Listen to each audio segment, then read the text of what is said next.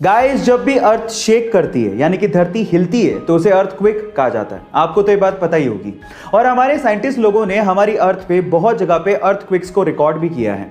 आपने भी कभी ना कभी इसे महसूस किया होगा।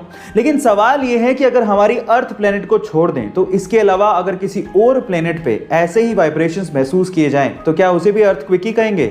नहीं।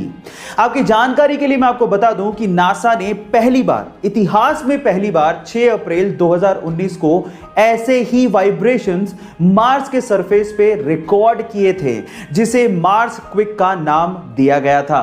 है ना अमेजिंग फैक्ट? क्या आप इसके पहले तक फैक्ट आपसे सवाल पूछूं कि हमारे सोलर सिस्टम का यानी कि हमारे सौर मंडल का सबसे हॉटेस्ट प्लैनेट कौन सा है, तो आप लोग क्या जवाब देंगे?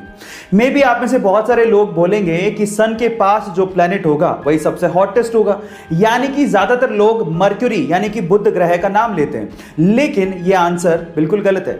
मैं आपकी जानकारी के लिए आपको बता दूं कि हमारे सोलर सिस्टम का सबसे हॉटेस्ट प्लैनेट मर्क्यूरी नहीं है बल्कि वीनस यानी कि शुक्र ग्रह है। आपकी जानकारी के लिए एक और चीज बता दूं कि बुध ग्रह का यानी कि मर्क्यूरी का maximum temperature 450 degree Celsius record किया गया है, जबकि वीनस का 470 डिग्री सेल्सियस रिकॉर्ड किया गया है।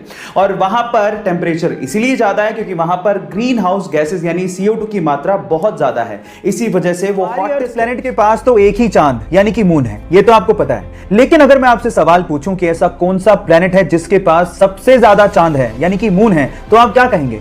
शायद आप लोग जुपिटर का नाम लें, जिसके पास अभी तक 79 मून डिस्कवर हुए हैं।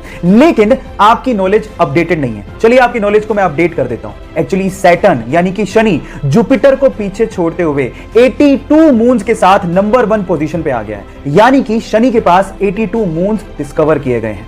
क्या इसके पहले तक इफेक्ट आप जानते थे? और अगर नहीं जानते थे तो चैट सेक्शन में लिखना मत भूलिएगा। हमारे सोलर सिस्टम के प्लैनेट्स को बड़े ध्यान से देखा है तो आपने जुपिटर के ऊपर ये लाल धब्बा जरूर देखा होगा। पर मेरा सवाल यह है कि आखिर ये लाल धब्बा है क्या?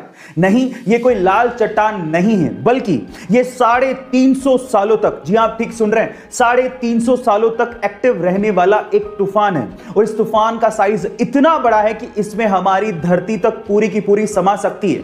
गाइस, ये ह्यूमंस की जानकारी के हिसाब से अब तक का सबसे लंबा एक्टिव रहने वाला तूफान है। अर्थ पर 1994 में हैरिकेन जोन्स नामक एक तूफान आया था जो कि मात्र 31 दिनों तक ही एक्टिव था, जबकि ये तूफान 350 सालों से जुपिटर के ऊपर एक्टिव है।